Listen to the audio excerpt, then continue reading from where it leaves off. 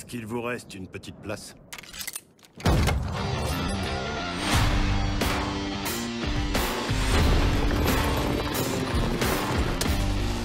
On appelle ce type le bourreau.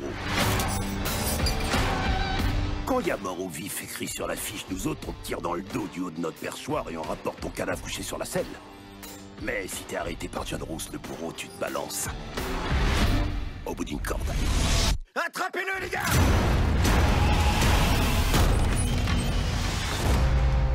Elle, c'est Daisy Domergue. Elle est recherchée morte ou vive pour meurtre. Quand le soleil aura décidé de se lever, j'emmène cette femme se faire pendre. Y aurait-il quelqu'un ici qui se serait juré de m'empêcher de faire ça? Ma foi, on dirait que la mercerie de Mini va être fort conviviale ces prochains jours. C'est ce que je me dis aussi.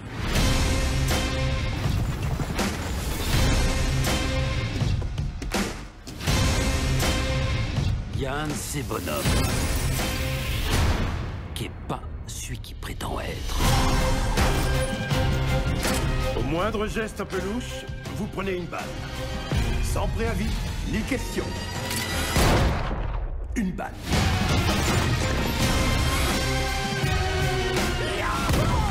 J'aime mieux ça, ouais.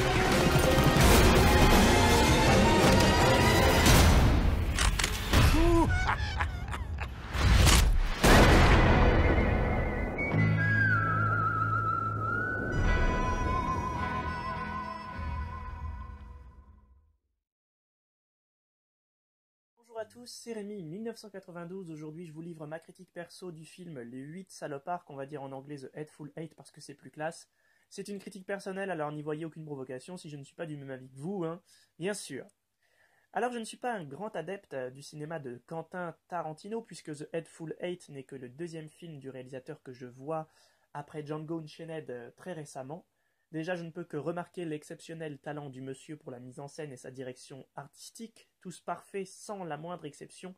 D'ailleurs, lorsqu'un personnage apparaît, même s'il n'a pas spécialement un grand rôle à jouer, il sera toujours interprété avec une justesse minutieuse, que ce soit dans les paroles, les regards ou même un simple geste. Dans The Hateful Eight, rien n'est laissé au hasard. Les acteurs sont impeccables et quand ils ne le sont pas, c'est qu'ils ne sont pas dans le cadre.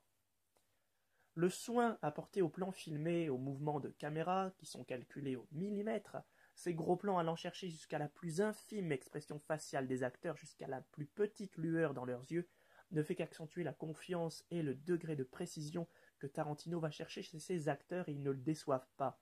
Mention spéciale au toujours aussi incroyable Samuel L. Jackson, ensorcelant de savoir-faire, et à Walton Goggins dans le rôle de Chris Mannix. Délectable dans chaque note de sa partition, c'est d'ailleurs le seul personnage dont je douterai de la sincérité jusqu'à la toute fin, tellement il sait être rassurant ou inquiétant en l'espace d'un seul instant. Un film qui vous marque au fer rouge avec ses scènes profondes, ses moments chocs et particulièrement gore, cher à Tarantino d'ailleurs, ses situations viscérales et intenses et son ambiance glauque à souhait. Le réalisateur, et c'est une des choses que j'aime le plus chez lui, du moins dans les deux films que j'ai vus de lui, s'applique à donner à chaque petite chose, un objet, un vêtement ou autre, l'impression que c'est d'une grande valeur, jusqu'à un simple ragoût ou même une cuillère en bois, une tasse, une lanterne, une couverture et j'en passe. Chaque détail est traité comme s'il valait une fortune, ceci jusqu'à l'inévitable moment qui fera ressortir avant tout la couleur du sang sur ces précieux détails.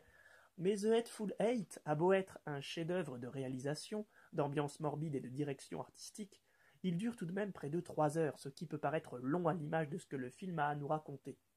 Scénaristiquement, même si le puzzle est intelligent, cela reste assez faible et pas très original.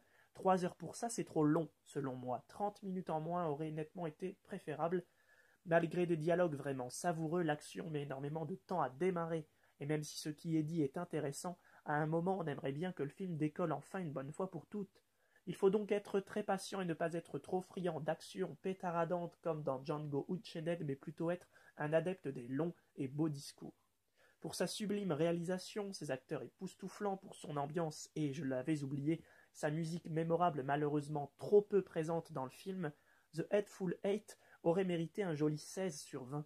Mais son scénario pas exceptionnellement recherché, sa lenteur relative et sa durée trop excessive pour ce que le film a à nous raconter, je lui accorde la note de 14,5/20.